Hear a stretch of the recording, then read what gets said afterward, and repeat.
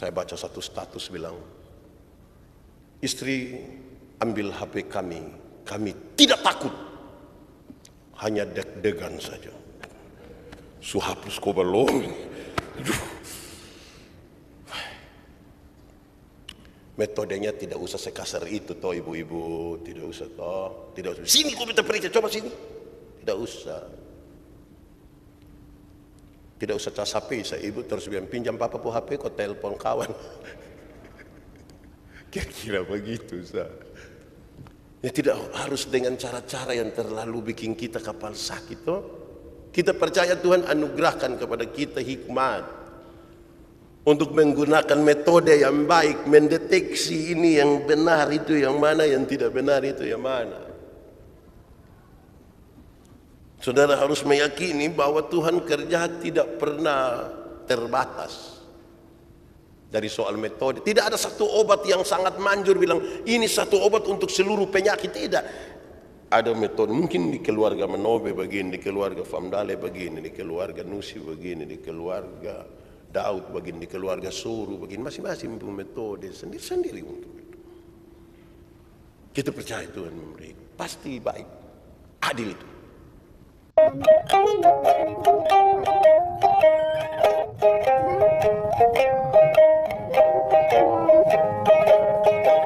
Bapak Ibu saudara-saudara, shalom. Keadilan. Saya memastikan sekali bahwa di bumi ini banyak orang mencari keadilan. Tetapi mungkin ada banyak hasil yang membuat kita merasa tidak adil. Ada anak merasa tidak adil pada putusan orang tua. Ada adik merasa tidak adil pada putusan kakak. Ada orang tua merasa tidak adil atas perhatian anak-anak terhadap mereka. Ada banyak orang pencari keadilan di bumi ini yang merasa tidak adil. Lalu tema ini menolong kita sebentar, saudara-saudara, melalui pembacaan ini, bahwa yang memungkinkan keadilan itu ada kalau segala sesuatu yang diambil sebagai kesimpulan atau keputusan itu diambil berdasarkan kebijaksanaan atau hikmat yang dari Tuhan. Kalau dia tidak berdasarkan itu, maka sudah pasti tidak adil dan makin merasa tidak puaslah banyak pencari keadilan. Di awal saya ingin sampaikan kepada kita saudara-saudara bahwa kata-kata yang bagus, yang masuk akal itu belum tentu itu berhikmat. Saya ulangi, kata-kata yang bagus, yang logis, yang masuk akal itu belum tentu berhikmat. Belum tentu. Saudara bisa baca tulisan-tulisan yang banyak-banyak dengan narasi yang bagus sekali tapi belum tentu berhikmat. Saya ingat saudara-saudara, kami kuliah beberapa teman, terus ada teman yang 4 tahun setengah sudah selesai, wisuda. Saya dan beberapa teman 6 tahun baru habis.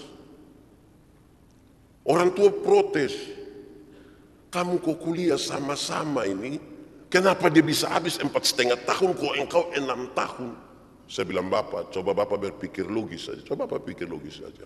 Yang belajar 6 tahun dan 4 tahun setengah, siapa lebih pintar? Logis toh? Belajar 6 tahun dan 4 tahun setengah, kan yang lebih pintar 6 tahun. Masuk akal, baik, tapi tidak bijaksana. Ada banyak kalimat yang saudara bisa ucapkan. Bijaksana, belum tentu. Bapak Ibu saudara-saudara, ketika Salomo menjadi raja, menggantikan ayahnya Daud, Tuhan memberikan kepadanya sebuah pertanyaan yang sangat umum dan sangat terbuka. Kalau kita baca di ayat 5, pasal 3 ayat 5. Ketika Tuhan menjumpai Salomo dalam sebuah mimpi. Tuhan bilang kepada Salomo, mintalah apa yang hendak kuberikan kepadamu. Kepadamu diberikan kebebasan untuk meminta apa saja yang engkau mau. Yang menarik saudara-saudara adalah bahwa banyak orang tidak menduga, atau kalau mau mengantar kita kepada hal ini, saya mau bilang begini, coba saudara berpikir satu saat ketemu Tuhan dan Tuhan bilang boleh minta apa saja. Kira-kira saudara mau minta apa? Kalau hari ini ketemu Tuhan, terus Tuhan bilang, boleh, minta. Minta apa minta? Coba saudara pikir mau minta apa? Tadi saya bilang kalau saya ini ketemu Tuhan, kita ketemu Tuhan bisa disentuh, bisa diraba, bisa diajak bicara, pasti dia tanya. Kami yang anak-anak muda pasti bilang, Tuhan, foto dulu. Habis itu baru upload, tulis bilang bersama Tuhan Yesus. Yang orang tua mungkin minta umur panjang, minta oto, minta rumah, minta cucu, minta. Jadi ketika Salomo dia bilang, mintalah. Justru yang menarik adalah sebuah kesadaran. Salomo sadar bahwa dia kurang pengalaman. Dia kurang pengalaman, dia kurang matang. Dan karena itu dia minta hikmat dari Tuhan. Supaya menjadi bekal bagi dia untuk memerintah. Daud telah menempatkan sebuah standar yang sangat tinggi di sebuah kepemimpinan dalam kerajaan Israel. Dia tahu bahwa masyarakat mengukur pemimpin di standar yang Daud sudah taruh. Dan itu puncak dari kejayaan Israel. Dia menyadari bahwa itu bagaimanapun dia pembapa. Dia kurang pengalaman. Dia kurang pengalaman. Dia minta hikmat dari Tuhan. Tuhan memberikan atasnya. Saudara-saudara, jadilah Salomo seorang yang sangat berhikmat, tapi mendahului khotbah ini saya mau bilang pada saudara bahwa kita tidak sementara menaruh perhatian kepada pribadi Salomo. Tidak. Kita sementara menaruh perhatian kepada hikmat yang Tuhan anugerahkan kepada Salomo. Supaya kemudian di akhir dari khotbah ini kita pastikan bahwa seperti Salomo pun manusia pada masa kini bisa menikmati sesuatu seperti itu. Jadi bukan Salomo intinya, tetapi Tuhan yang pemberi hikmat. Harapan dari tema ini adalah pulang dari sini kita bisa melakukan sebuah hal yang bijaksana, yang berbuah keadilan.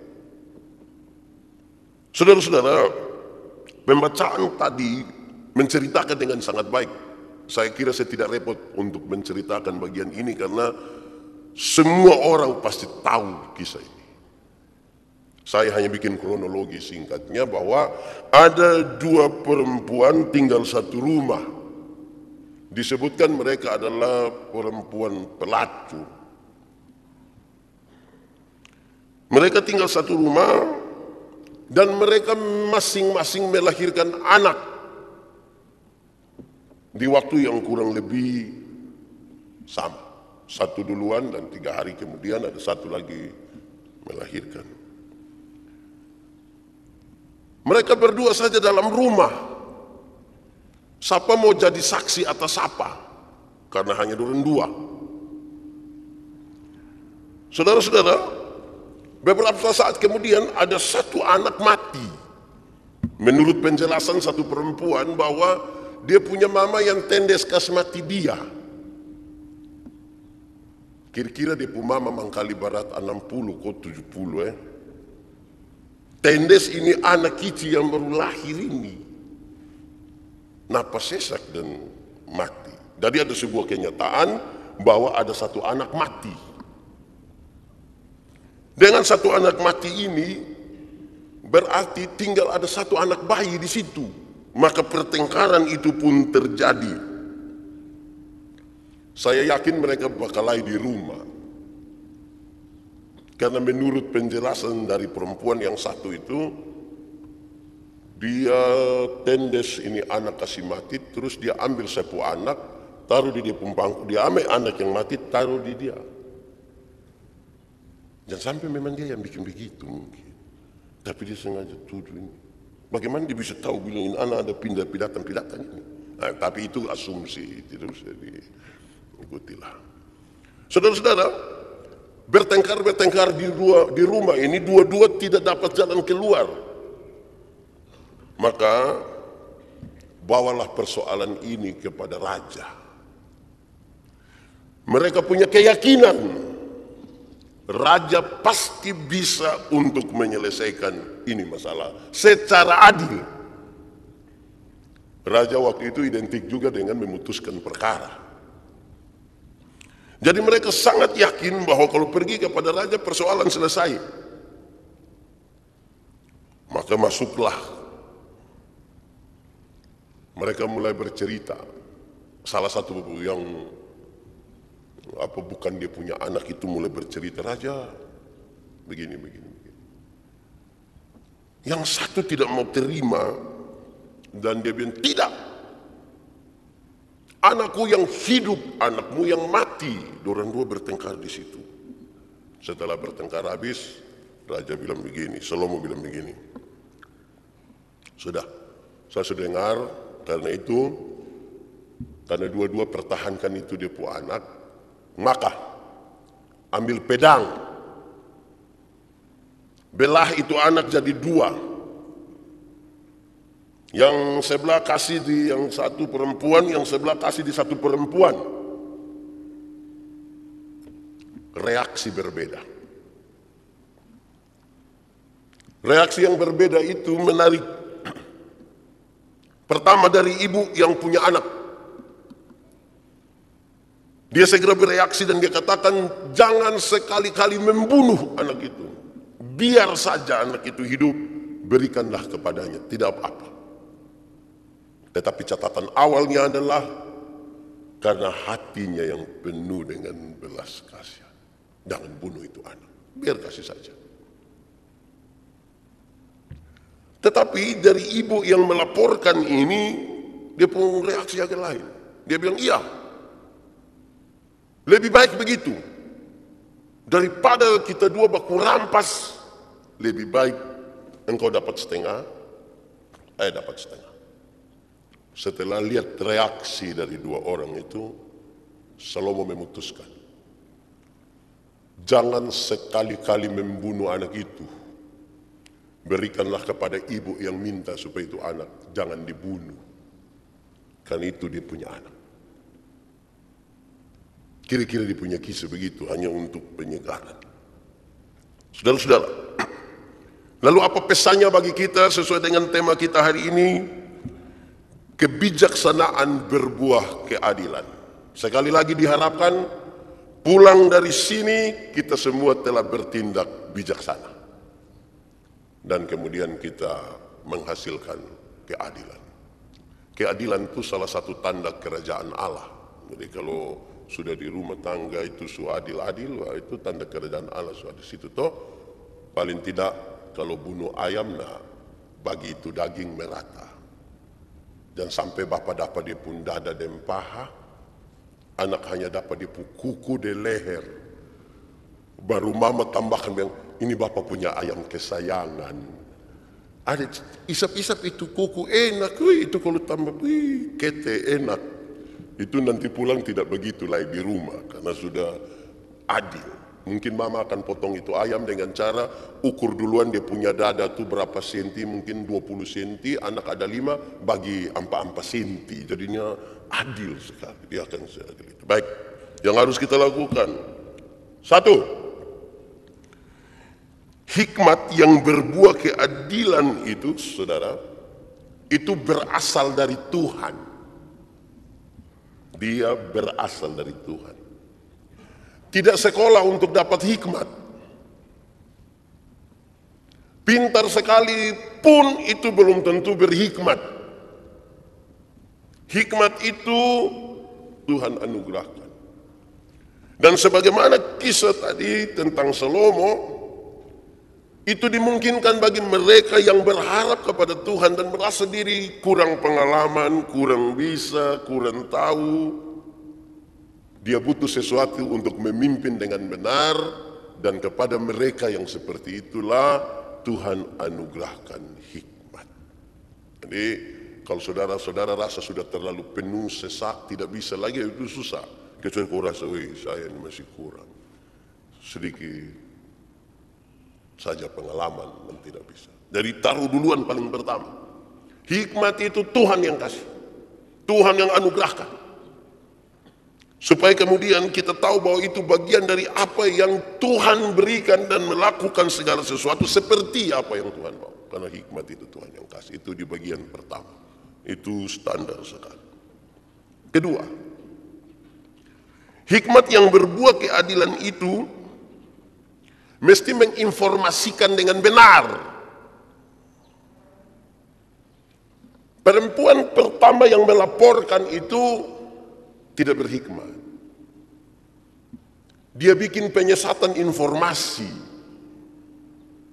Dia tahu sebuah kejadian tapi dia bikin informasi sesat. Itu tidak ada hikmat. Kalau tahu sesuatu itu informasikan dengan benar, itu berhikmat.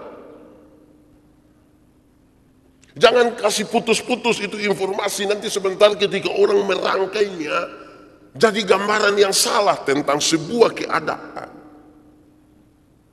Ibu yang pertama itu telah menginformasikan dengan salah.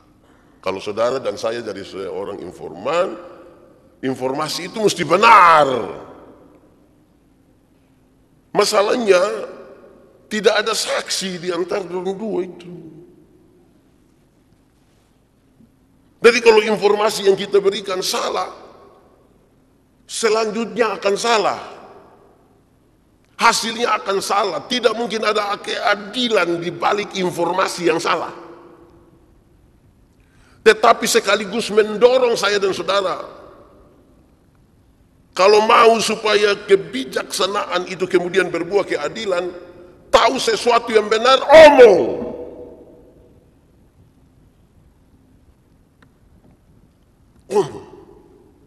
Banyak orang tahu tapi belum tentu omong. Nah, sekira begitu. Itu bijaksana.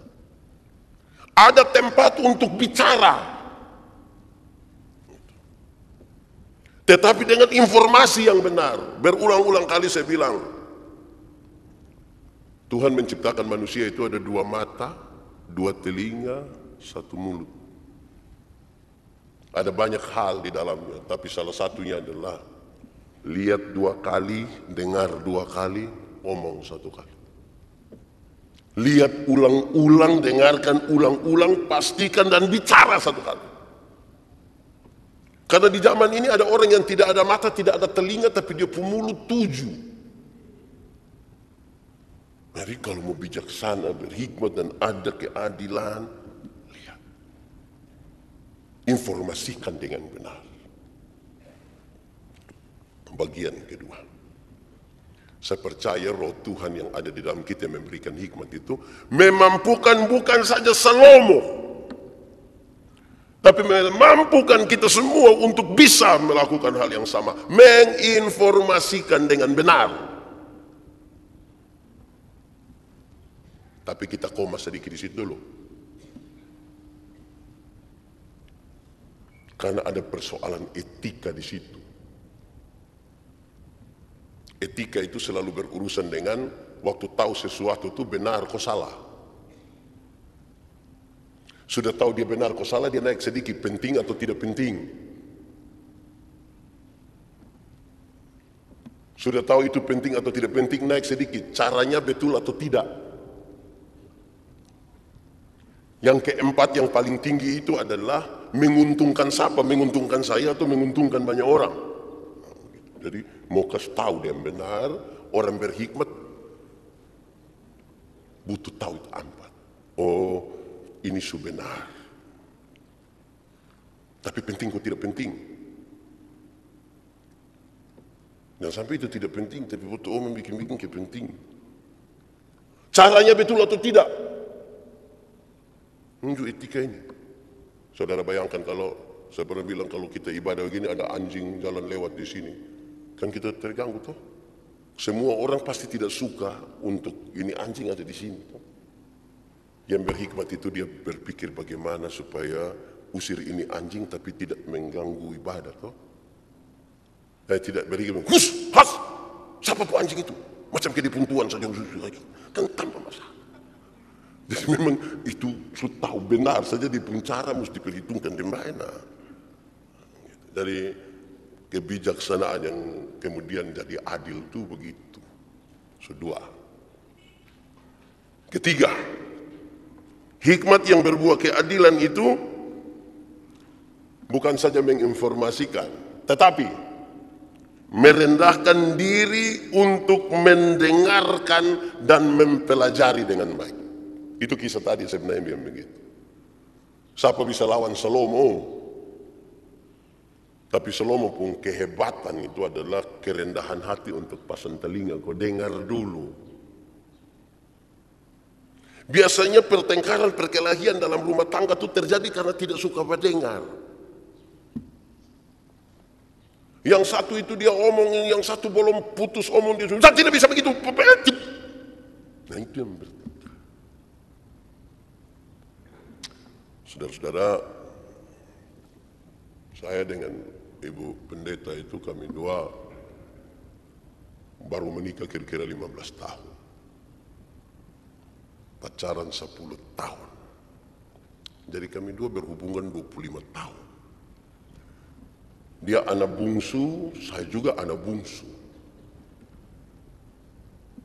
Yang membedakan itu adalah saya besar di Soe, dia besar di Timor Leste. Kami dua sama-sama ingin memenangkan pertarungan. Tapi sekarang, waktu komunikasi itu bagaimana? Kami dua sepakat. Ada dua kesepakatan tentang komunikasi. Satu, kita dua kalau baku marah itu mesti sempatkan 1 menit untuk bicara. Kalau bicara-bicara dan ternyata yang kita dua bakal itu tidak penting, berhenti sudah, kau cari makan. Kau apa kau makan sudah. Jangan sampai kita dua sementara bertengkar soal Ayu Ting Ting itu mau menikah dengan siapa. Itu tidak penting bagi keluarga Manobe dan lebih baik kita dua cukup sudah. Keluarga Raja Kana tidak ada kepentingan di situ. Bukan Pendeta Yandi juga yang saksi toh untuk Ayu toh. Sudah cukup sudah. Kecuali untuk Ayu Manobe, itu boleh. Itu ada hubungan. Tapi kalau Ayu itu tidak. Jadi bahkan tidak penting kita berkelahi untuk apa. Tapi yang kedua kami dua sepakat. Supaya dan jangan berteriak kot anak don dengar, tetangga don dengar, kita dua tambah tinggi ini. Maka kami dua sepakat, 1 omong 1 diam saja sampai omong habis. Mungkin yang dia omong itu salah dan begitu. Dia omong itu salah semua. Tapi memang kalau orang omong ini betul mesti lihat di muka toh. Wih itu diam saja. Omong habis sudah, aduh sayang minta maaf. Yang tadi omong itu salah. Lalu yang benar ke mana? Oh yang benar begini. Itu bisa dipercaya? Bisa, masa kau istri sendiri beta tipu bagaimana? Kau pertanggungjawabkan pada Tuhan Oke, minta maaf yang tadi. Selesai. Bayangkan kalau dia bilang, kamu kenapa? Oh itu kita yakin. Orang bukan pikir free, dia dong akan lihat kita bakal lain di altar. Jadi mendengar dulu. Coba kita omong sama-sama 1, 2, 3. Mendengar. Kadang-kadang kita mau yang kita omong ini orang dengar, tapi kita tidak mau untuk dengar yang orang omong. Itu tidak bijaksana dan pasti hasilnya tidak adil karena kita berdasarkan asumsi nanti. Dengar baik-baik. Tidak salah tuh kalau dengar tuh. Saudara-saudara kalau kita omong deh orang itu kalau orang hanya diam satu kita berat itu kita kan kepingin tuh mau bakal lagi sambil lihat dia muka. Baru kita tanya, Alis kenapa kau tabah?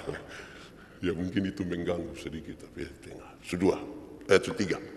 Yang 4. Hikmat yang berbuah keadilan itu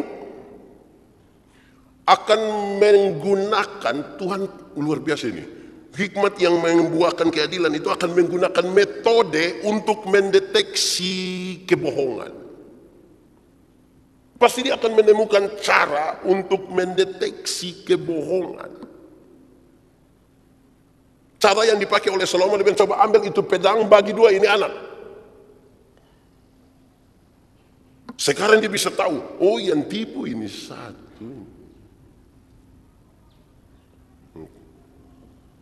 Biasa kalau ada orang kerja di rumah, biasa don duduk bercerita yang tua nyonya rumah pun cara bercerita, botong kalau mau tes anak dan sekarang betul sengaja kasih tengah duit di saku. Kalau sebentar kau don cuti kita tanya, ini ada dapur dia bilang, Sony ada duit kertas putih sah. Oh ini anak ini dia tipu ini. Hikmat itu menolong kita untuk menggunakan cara, metode untuk mendeteksi kebohongan. Amin kok. Ini suami-suami ada yang suami tua don tidak lagi, kami yang muda-muda ini sah. Ada yang istri ada mau periksa di HP kok. Sini. Saya baca satu status bilang, istri ambil HP kami tidak takut, hanya deg-degan saja. Hapus kau belum. Metodenya tidak usah sekasar itu toh ibu-ibu, tidak usah toh, tidak usah. Sini kau minta periksa, coba sini. Tidak usah. Tidak usah cas HP, saya ibu terus bilang pinjam papa pu HP, kau telepon kawan. Kira-kira begitu, sah. Ya tidak harus dengan cara-cara yang terlalu bikin kita kapal sakit toh. Kita percaya Tuhan anugerahkan kepada kita hikmat untuk menggunakan metode yang baik, mendeteksi ini yang benar itu yang mana, yang tidak benar itu yang mana. Saudara harus meyakini bahwa Tuhan kerja tidak pernah terbatas. Dari soal metode, tidak ada satu obat yang sangat manjur bilang ini satu obat untuk seluruh penyakit, tidak. Ada metode, mungkin di keluarga Manobe begini, di keluarga Famdale begini, di keluarga Nusi begini, di keluarga Daud begini, di keluarga Suru begini, masing-masing punya metode sendiri-sendiri untuk itu. Kita percaya Tuhan memberi, pasti baik, adil itu. Kelima, hikmat yang berbuah keadilan itu sangat memperhitungkan nilai dan penghargaan kepada kemanusiaan. Ini anak kecil yang tadi dalam sengketa itu, dia tidak mengerti apa-apa, bahkan dibunuh pun dia tidak tahu itu anak. Tapi hikmat yang Tuhan berikan bagi Salomo, kemudian memberi gambaran yang sangat kuat untuk tolonglah hargai kemanusiaan. Nilai-nilai sebagai manusia itu mesti dihargai. Khotbah di bukit dalam Matius pasal 7 ketika banyak orang mempertanyakan, makin banyak orang ini kan dia mau banyak. Orang bertanya, jadi jalan mana yang benar? Tuhan bilang, kalau mau benar itu tanya engkau sendiri. Apapun juga yang engkau kehendaki supaya orang perbuat kepadamu, perbuatlah juga kepada dia. Tanya saja engkau sendiri. Kalau engkau ingin dihargai, hargailah orang. Tapi poinnya adalah supaya kemanusiaan itu kita jaga. Berhikmat sekali kalau dalam mengurus sengketa itu kemanusiaan itu kita jaga. Kemanusiaan. Makanya suami istri bakalai, teman-teman bakalai, kakak adik bakalai tidak usah sebut binatang toh, tidak usah toh. Yang omong satu, babi, jangan. Karena babi hanya bisa beromong dengan babi juga, tidak usah. Omong semanusia dan manusia toh, lihat dia babi, hai manusia. Nah, kayak begitu lebih baik. Tidak usah omong binatang atau apa. Menjaga kemanusiaan. Bagaimana menjaganya Tuhan Yesus kasih jalan. Tanya pada dirimu, apa saja yang engkau kehendaki orang perbuat kepadamu, perbuatlah itu. Karena kita lagi jaga kemanusiaan. Harga kemanusiaan itu lebih kuat. Saudara tahu, dalam perkara di dunia ini, satu hal yang sangat berat itu sanksi sosial sebenarnya. Orang mungkin tidak masuk penjara, tapi sanksi sosialnya itu berat. Karena ada kemanusiaan di situ. Orang lihat dia begini sedikit sudah rasa, aduh, ini orang dia masuk apa? Karena itu manusia. Kira-kira begitu. Supaya kita paham betul bahwa Tidak ada sebuah kehidupan tanpa masalah, tanpa sengketa, apalagi dalam perjumpaan dengan banyak orang. Tapi tolong jaga nilai-nilai kemanusiaan, pasti jadi baik. Pasti jadi baik. Suami istri, kakak adik, bersaudara semua, ada masalah di rumah, jaga dia, kita pu suami toh, dia kita pu istri. Tidak mungkin kita nikah dengan batu toh. Kita nikah dia ada bernapas. Dia orang baik-baik tuh. Apa orang baik-baik? 6. Ini hari saya catat banyak. Kalau sudah terlalu banyak itu sudah tidak bijaksana lah. Jadi saya juga tahu diri kok. Bikin dia jadi bijaksana. 6. Hikmat yang berbuah keadilan itu berpihak pada kehidupan, bukan pada kematian. Menindaklanjuti yang ke-5 tadi. Kemanusiaan kita jaga. Maka hikmat yang berbuah keadilan itu berpihak kepada kehidupan, bukan kematian. Ini sidang jemaat memutuskan, ada 99% yang hadir memutuskan bunuh pendeta Yandi. Terus ada satu suara bilang, jangan, karena dia pu anak masih kecil, dia cuma manusia.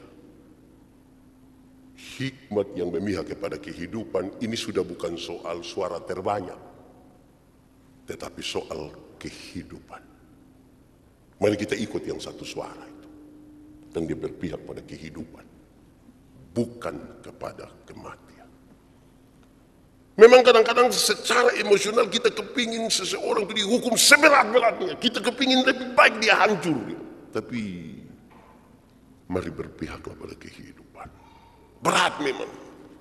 Tapi saya kira Tuhan memungkinkan kepada kita untuk bisa sanggup menjalani itu dengan baik. Ketujuh. Lay dua sa. 7. Hikmat yang berbuah keadilan itu menghasilkan orang yang dikenang sepanjang masa sebagai orang berhikmat dan bertindak dengan hikmat. Saudara lihat ya, setelah dia memutuskan sesuatu yang memihak kepada kehidupan. Ini ibu bilang jangan bunuh, jangan sekali-kali bunuh, dia setuju dengan itu, kan itu kehidupan. Lantas kemudian sepanjang masa hikmat yang berbuah keadilan itu menghasilkan orang yang dikenang sepanjang masa. Kita ini kan mestinya dikenang sebagai orang yang berhikmat juga. Kita mungkin sudah dikenang sebagai orang yang ini. Tapi mungkin harus sepanjang masa, sepanjang keturunan dari kita dikenang sebagai orang-orang yang berhikmat. Saudara, ini tadi malam saya baca satu video pendek satu. Ada satu profesor, ada satu pilot, ada satu orang biasa, dengan ada satu dosen. Dorang naik pesawat sama-sama, tiba-tiba pesawat mati. Dan dong harus mati semua sudah. Tapi di parasut itu tinggal 3. Dorang ada 4 orang. Profesor bilang, dunia ini butuh penemuan-penemuan baru. Butuh itu. Dia cepat-cepat ambil satu. Dia sudah terjun. Yang dosen bilang dunia butuh orang-orang pintar. Dia angka ambil satu. Sekarang tinggal 1. Yang pilot bilang kepada anak ini, sudah lu pakai, sudah kok lu lompat turun. Saya karena pilot, berdasarkan janji profesi, saya akan mati bersama-sama dengan ini pesawat. Ini anak bilang, tidak. Ini parasut ini lagi 2. Jadi bapak bisa 1, betul 1. Setahu saya kan ada 3 saja, kok kenapa jadi 4? Ben tidak. Yang profesor satu tadi mungkin panik, dia ambil cepat-cepat, dia ambil beta pun tas, bukan itu. Memang butuh hikmat juga kadang-kadang di situasi yang berat ini. Kalau kita tidak berhikmat, kita ambil tas kosong, tidak ada parasut, kita yang mati nanti. Karena itu saudara-saudara, memang kita mesti dikenang betul sebagai orang yang berhikmat. Bukan saja pintar, bukan saja itu pintar, kaya, terhormat, itu penting bukan, saya tidak berwaktu untuk mengatakan itu penting. Itu penting semua. Tapi karena tema kita tentang hikmat, saya mau kasih tahu ya, bijak-bijaksana lah di situ. Terakhir ini saudara, hanya sebuah penjelasan bahwa kalau saudara cari di Google tuh ada jenis-jenis keadilan. Ada banyak jenis keadilan. Tetapi yang disampaikan tadi dalam pembacaan itu adalah keadilan, ini kan saya kutip, saya harus baca baik-baik supaya jangan salah. Keadilan distributif. Penjelasannya adalah keadilan distributif adalah keadilan yang memberikan kepada masing-masing orang apa yang menjadi haknya. Setelah hikmat itu Tuhan memberikan bagi kita, ada sejumlah keadilan yang mesti dihasilkan. Konteks pembacaan tadi, ini saya omong hati-hati, saya lihat ini orang yang sarjana hukum Bapak di sini, saya kutip dan ini. Keadilan distributif, yang berhak itu yang harus pegang, dia punya. Yang punya anak itu adalah ibu yang meminta supaya anak itu jangan dibunuh. Berikanlah kepada ibu itu, dia yang paling berhak untuk itu.